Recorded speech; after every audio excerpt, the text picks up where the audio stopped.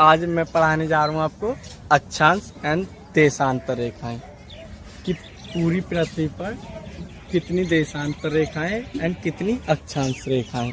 तो थोड़ा सा मैं फ्रेंड्स इसके बारे में आपको बता दूं कि जो देशांतर और अक्षांश रेखाएं होती हैं वो पृथ्वी पर किसी स्थिति को निर्धारित करने के लिए बनाई जाती है।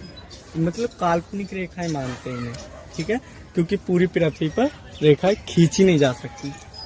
ठीक है, अब मैं आपको बता दूं, मैं अक्षांश रेखा बताऊंगा पहले आपको, और इसकी लंबाई क्या है, इनके बीच की दूरी क्या है, ये कितनी अक्षांश रेखाएं होती हैं एंड कौन कौन सी इनमें मुख्य अक्षांश रेखाएं।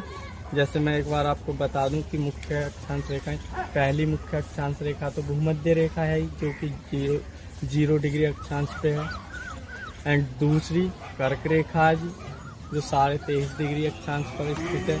एंड तीसरी मकर रेखा है जो 23.5 डिग्री दक्षिणी अक्षांश में स्थित है।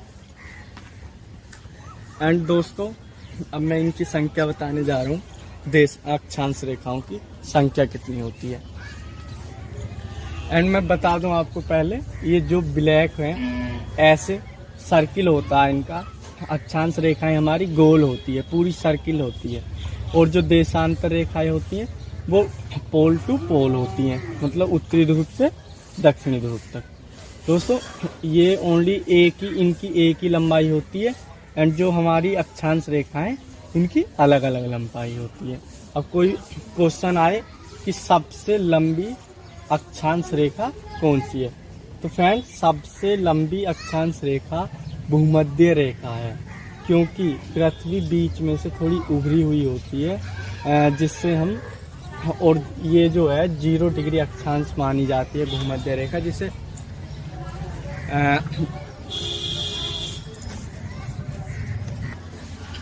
जिसे विषुवत रेखा भी कहते हैं। तो फ्रेंड्स चलते हैं, बताता हूँ आपको कि अक्षांश रेखाओं की संख्या कितनी है।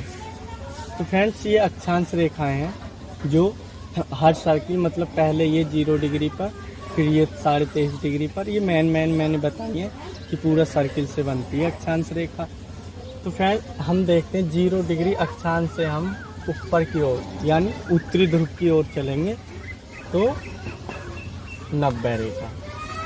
फ्रेंड्स क्योंकि 90 यहाँ से 0 डिग्री से 90, तो ऐसे याद कर लो 90 डिग्री कोण बनता है।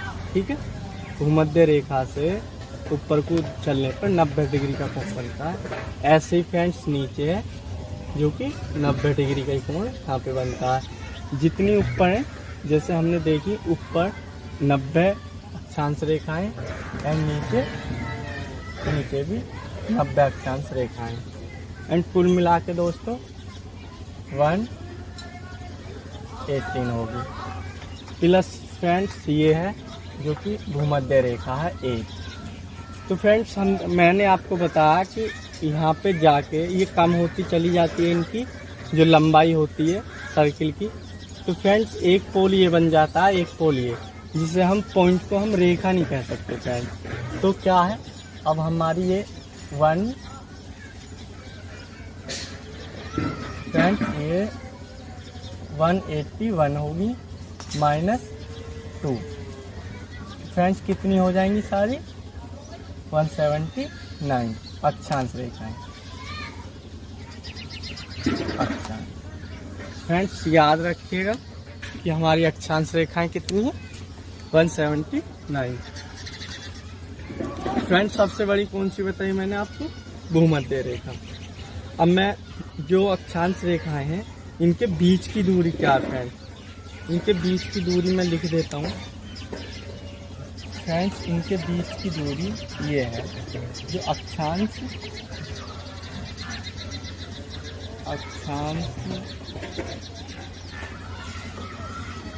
रेखाओं के बीच की दूरी। फ्रेंड्स अक्षांश रेखाओं के बीच की दूरी है 111.13 किलोमीटर। फ्रेंड्स 111.13 किलोमीटर है। ओके, और मैं इसे जब तीनों रेखाओं को पढ़ाऊंगा आपको, कर्क रेखा, भूमध्य रेखा, मकर रेखा, एक एक क्लास इनकी होगी, जिसमें मैं आपको ये बताऊंगा कि कौन कौन से महाद्वीप में कौन कौन से देश से होकर गुजर रही है। फ्रेंड्स, ये भी मैं बताऊंगा आपको कि आइसलैंड रेखा कहाँ से शुरू होती है पृथ्वी पे, एंड दक्षिणी में कहाँ से आइसलैंड रेखा शुरू होती है। अगली क्लास में ये बताऊंगा।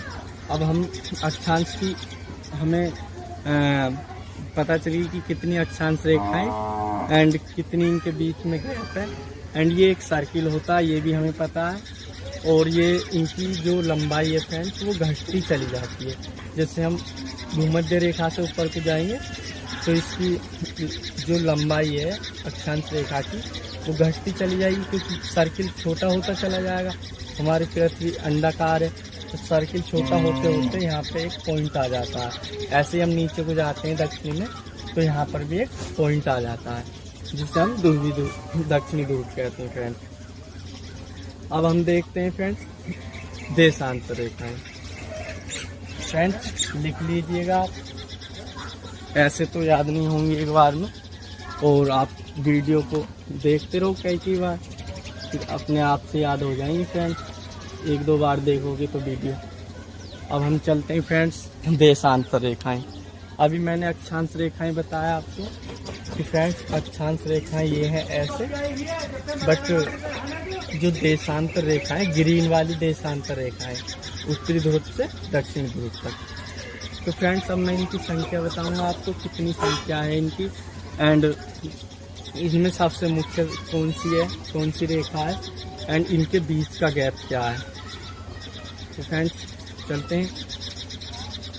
फ्रेंड्स, ये जो है ये गोल नहीं है। कोई अगर आपसे क्वेश्चन पूछे कि सबसे बड़ी देशांतर रेखा कौन सी है, तो कोई सी नहीं है, सब बिल्कुल इक्वल है, सभी एक जैसी हैं। ओनली ऐसे क्वेश्चन आ सकता है कि मतलब इनकी लंबाई घटती है या नहीं, बट नहीं घटती, नहीं इनकी लंबाई घटती है नहीं बढ़ती है। बस एक बात है फ्रेंड्स, जो इनकी जैसे यहाँ पे सबसे ज़्यादा चौड़ाई है इनके बीच का गैप, बट यहाँ पे पोल पे आके घटते घटते 0 हो जाता है, क्योंकि भूमध्य रेखा पर सबसे ज़्यादा चौड़ाई रहती है इसकी, एंड पोल तक जाते जाते 0 हो जाती है, क्योंकि यहाँ से गई यहाँ आ गई, यहाँ से आई यहाँ पे आ गई। तो फ्रेंड्स, एक ही बिंदु पे आके मिल जाती हैं ये सारी रेखाएं। अब मैं आपको बताता हूँ, ये ऐसे हैं, ये गोल थी जो अक्षांश थी, और ये एक पॉइंट से दूसरे पॉइंट पे जाकर रुकती हैं। अब मैं इनकी संख्या बता देता हूँ फ्रेंड्स क्या है। जो देशांतर रेखाएं होती हैं फ्रेंड्स, उनकी संख्या हम यहाँ से इधर को देखते हैं फ्रेंड्स 180। फ्रेंड्स 180 हम यहाँ से इधर को देखते हैं 180, एंड 180 इधर से इधर को देखते हैं प्लस 180। तो टोटल कितनी होगी?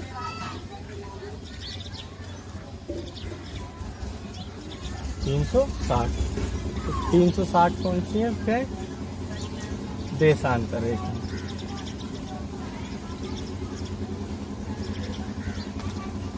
देशांतर रेखा पता चल गया फ्रेंड्स। देशांतर रेखाएं कितनी है? 360, एंड इनके बीच की दूरी ये है फ्रेंड्स, जो कि 111 किलोमीटर है इनके बीच की गैप। फ्रेंड इसकी भी एक जो मेन रेखा होती है, मेन लाइन होती है, मेन देशांतर रेखा होती है, उसमें मैं बात बताऊंगा आपको पूरी बिल्कुल शुरू से लेकर लास्ट तक, जिसे हम अंतर्राष्ट्रीय रेखा या लाइन कहते हैं, जो अंतर्राष्ट्रीय समय लाइन बोलते हैं, पीती रेखा। मैं बताऊंगा फ्रेंड्स उसकी स्थिति कहाँ है। मान लिया जाए वो ये वाली रेखा है फ्रेंड्स, ये वाली, जिसे हम ग्रीनविच रेखा कहते हैं, जो लंदन से निकल रही है, यूनाइटेड किंगडम से होते हुए। तो फ्रेंड इसी के आधार पर पूरी दुनिया का समय 24 जोन में बटा हुआ है, जो कि 15 डिग्री के अंतराल पर चलता है। यानी यहाँ से 0 डिग्री है, ये मान लो ये वाली रेखा फ्रेंड 0 डिग्री है, एंड इसी से पूरी दुनिया का समय बटा हुआ है, जो कि हर उस पर 15 डिग्री पर, मतलब 15 डिग्री पर 1 घंटा होता है। तो ऐसे 24 जोन है, 24 जोन बना दिए गए हैं, जो कि दिनों रात होते हैं, जिसके जरिए मैं आगे बताऊंगा कि दिनों रात कैसे होते हैं अगली वीडियो में। बट अभी फ़िलहाल तो हम यही पढ़ेंगे कि कौन सी रेखा मानते हैं, ग्रीनविच। अब मैं बताता हूँ, उसका नाम लिख देता हूँ, आपको आसानी होगी याद करने में।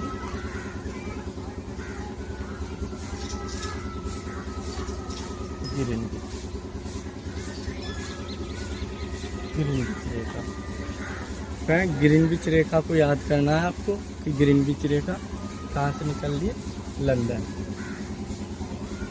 इसकी एक दिन क्लास होगी। 4 ये रेखाएं हैं, मैंने आपको रेखाएं बताई 4, एक कर्क रेखा, एक भूमध्य रेखा, एक मकर रेखा।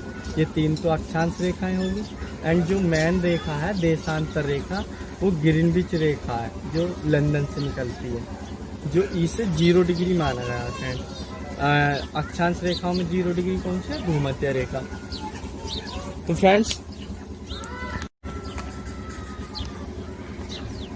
ये आपको पता चल गया इनके बीच की दूरी, देशांतरों के बीच की दूरी